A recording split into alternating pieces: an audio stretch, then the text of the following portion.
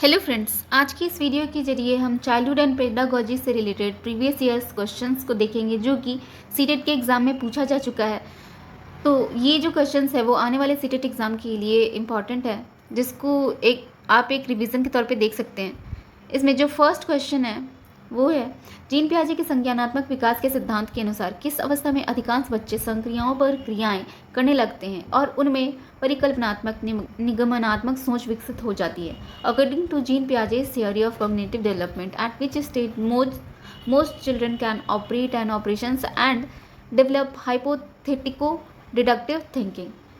इसका option number A जो है वो संवेदी गामक और sensory motor, option number B पूर्व संक्रियात्मक और pre operational, option number C मूर्त संक्रियात्मक और concrete operational, option number D औपचारिक संक्रियात्मक और फॉर्मल ऑपरेशनल। तो इसका जो करेक्ट आंसर है वो ऑप्शन नंबर सी है, मूर्त संक्रियात्मक और कॉन्क्रीट ऑपरेशनल।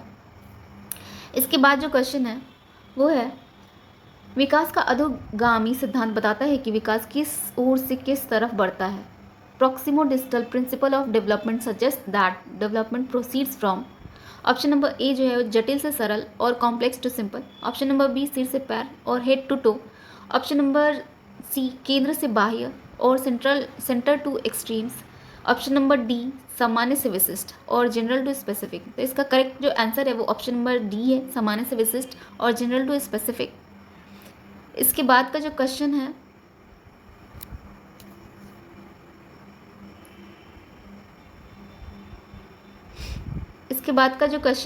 वो है, जीन पियाजे ने अधिगम की प्रक्रिया में किसे महत्व दिया है।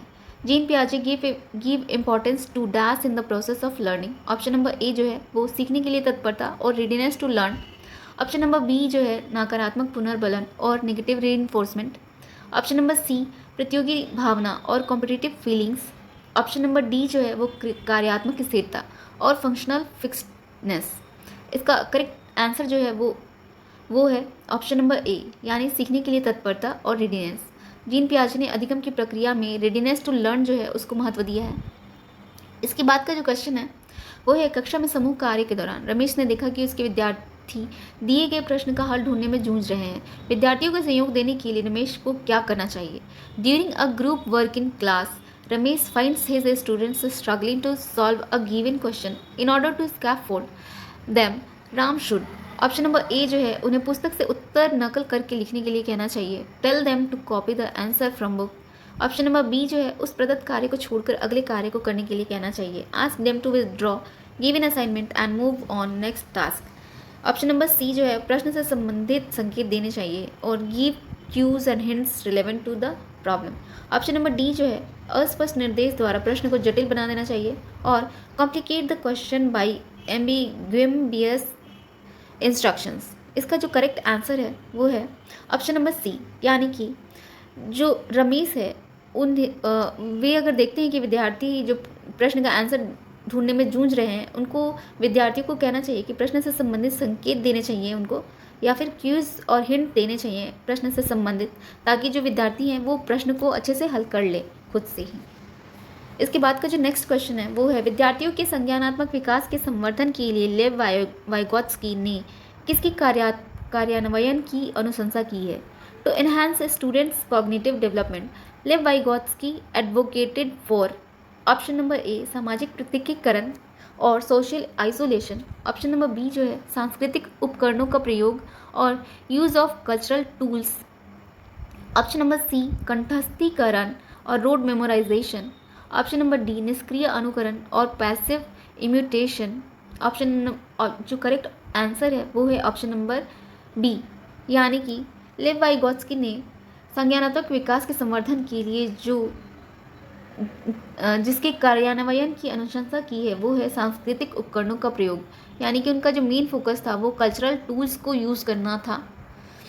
इसके बाद का जो नेक्स्ट क्वेश्चन है वो है, प्रगतिशील शिक्षा शिक्षण अधिगम प्रक्रिया के केंद्र में किसे स्थान देती है, यानी कि progressive education places dash at the centre of teaching learning process. इसका जो ऑप्शन ए है वो है स्टूडेंट्स या विद्यार्थी, ऑप्शन बी अभिभावक और पेरेंट्स, ऑप्शन सी अध्यापक और टीचर्स, ऑप्शन नंबर डी परीक्षाएं या फिर एग्ज़ाम। तो इसका जो करेक्ट आंसर है वो है ऑप्शन नंबर ए स्टूडेंट्स। ऑब्वियस बात है कि टीचिंग लर्निंग प्रोसेस में जो प्रोग्रेसिव एजुकेशन है उसका जो सेंटर है वो स्टूडेंट्स ही होते हैं। इसके बाद का जो नेक्स्ट क्वेश्चन है वो है मनोउपचारक या परामर्शदाता या फिर काउंसलर जिसको कहते हैं बनना चाहता है। हार्वर्ड गार्डनर के बहुविध बुद्धि सिद्धांत के अनुसार उनकी अध्यापिका को उसकी किस बुद्धि के संवर्धन की अवसर देने चाहिए। Ahmed wants to become a psychotherapist or counselor. As per Howard Gardner's theory of multiple intelligences, his teachers should provide opportunities enhance his dash intelligent. Number 1 option जो है स्थानिक और स्पेशल। नंबर बी ऑप्शन है प्राकृतिक और नेचुरलिस्टिक। ऑप्शन नंबर सी संगीतात्मक और musical. Option number D जो है अंतर्वैयक्तिक या फिर इंटरपर्सनल। इसका जो करेक्ट आंसर है वो है ऑप्शन नंबर डी इंटरपर्सनल, जिसमें काउंसलर जो है जब तक एक दूसरे की बातों को नहीं समझेंगे तो वे काउंसलिंग नहीं कर सकते हैं। दूसरों की भावनाओं को समझना ही जो इंटरपर्सनल कैरेक्टरिस्टिक्स है वो होता है। आप अपनी भावनाओं के साथ साथ दूसरों की भावनाओं को भी समझते हैं और उससे अच्छी तरीके से अगर कम्युनिकेट कर सकते हैं तो वही इंटरपर्सनल क्वालिटी जो होता है वो होता है। तो एक काउंसलर के लिए ये सबसे ज़्यादा इम्पॉर्टेंट गुण होना चाहिए कि उसको दूसरों की बातों को या फिर भावनाओं को समझने आना चाहिए। तो इसलिए अगर काउंसलर बनना है तो उसमें इंटरपर्सनल कैरेक्टरिस्टिक्स होने चाहिए या फिर इंटेलिजेंस होनी चाहिए। जो नेक्स्ट क्वेश्चन है वो है सहयोगात्मक अधिगम का कार्यान्वयन करते समय अध्यापक को क्या करना चाहिए। While practising cooperative learning a teacher should. Option number A एक समान योग्यता आधारित समूहों का निर्माण और make same ability based groups. Option number B विद्यार्थियों को केवल निर्धारित प्रक्रिया का अनुसरण करने का निर्देश देना। Instruct students to follow only prescribed procedure. Option number C चर्चाओं और वाद विवाद के प्रयोग को प्रतिबंधित करना। Restrict use of discussions and debate. Option number D जो है विविध शिक्षार्थियों के समूह बनाना। Make groups of diverse learners. तो इसका जो करेक्ट आंसर है वो है ऑप्शन नंबर डी, यानी कि कोऑपरेटिव लर्निंग में एक टीचर को विविध शिक्षार्थियों का समूह बनाना चाहिए जिससे कि डाइवर्स जो लर्नर हैं वे एक दूसरे के साथ अपने जो थिंकिंग लेवल है उसको एक्सचेंज कर सकें और अपनी जो नॉलेज लेवल है उसको बढ़ा सकें। इसलिए कोऑपरेटिव लर्निंग में टीचर को हमेशा जो डाइवर्स लर्नर है उनका ही ग्रुप बनाना चाहिए। नेक्स्ट जो क्वेश्चन है वो है कक्षा में क्रिकेट पर हो रही चर्चा में एक अध्यापक लड़कियों की अपेक्षा लड़कों को अधिक अवसर दे रहा है। ऐसा करके वह क्या कर रहा है। In a classroom discussion on cricket a teacher is giving more chances to boys than girls. By doing so he is dash. Option number A रूढ़िबद्ध चुनौतियों को कम कर रहा है और combating stereotype threat. Option number D gender पूर्वाग्रहों का पालन कर रहा है, practising gender bias. Option number C gender समानता का अनुसरण कर रहा है, इंश्योरिंग जेंडर इक्वालिटी। और ऑप्शन नंबर डी जेंडर रूढ़िबद्ध धारणाओं को तोड़ रहा है और ब्रेकिंग जेंडर स्टीरियोटाइप्स। तो इसका जो करेक्ट आंसर है वो है ऑप्शन नंबर बी, यानी कि जेंडर पूर्वाग्रहों का पालन कर रहा है, प्रैक्टिसिंग जेंडर बायस।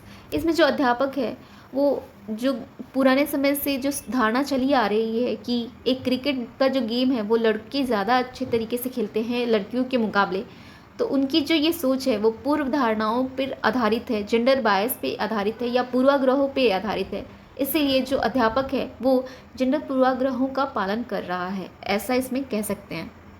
नेक्स्ट क्वेश्चन जो है वो विविध पृष्ठभूमि से आए शिक्षार्थियों वाली कक्षा में अध्यापक को क्या करना चाहिए। In a class of diverse learner a teacher should. Option number A परीक्षा में उनके निष्पादन के आधार पर विद्यार्थियों के समूह बनाने चाहिए, group students based on their performance in exams. Option number B सभी से सफलता की अपेक्षाएं करनी एवं बनाए रखनी चाहिए, set and maintain expectations of success from all. Option number C विद्यार्थियों के सामाजिक आर्थिक प्रसंग के आधार पर उनका वर्गीकरण करना चाहिए, divide students based on their socio economic context. Option number D मानकीकृत पाठ्यचर्या और आकलन की विधियों को अपनाना चाहिए, practice standardised curriculum and method of assessment. तो इसका जो करेक्ट आंसर है वो है ऑप्शन नंबर बी, यानी कि सभी से सफलता की अपेक्षाएं करनी एवं बनाई रखनी चाहिए, set and maintain expectations two of success from all. यानी कि जो अध्यापक है विभिन्न विद्यार्थी या शिक्षार्थी जो हैं उनसे हमेशा एक्सपेक्टेशंस रखना चाहिए कि सारे जो विद्यार्थी हैं वो सक्सेस पा लेंगे, उनमें कोई भी बायस नहीं होना चाहिए, टीचर के सोच में कोई भी बायसनेस नहीं होनी चाहिए, उनको सारे जो स्टूडेंट्स हैं उनको इक्वल देखना चाहिए। इसके बाद जो नेक्स्ट क्वेश्चन है वो है रचनात्मक आकलन कब किया जाता है? Formative assessment is done. Option number A, केवल सत्र के आरंभ में, only at the beginning of the session. Option number B, सभी विद्यार्थियों के लिए पूरे सत्र के दौरान, throughout the session for all students. Option number C, केवल सत्र के अंत में, at the end of the session only. Option number D, केवल उन विद्यार्थियों के लिए जो अधिकतम चुनौतियों से जूझ रहे हैं, only for students facing learning difficulties. इसका जो चैलेंजेस, इसका जो करेक्ट आंसर है वो है कि फॉर्मेटिव असेसमेंट में सभी विद्यार्थियों के लिए पूरे सत्र के दौरान जो असेसमेंट है वो किया जाता है, यानी कि through out the session for all students. Formative assessment में थ्रू आउट द सेशन उनका जो असेसमेंट होता है वो होता है।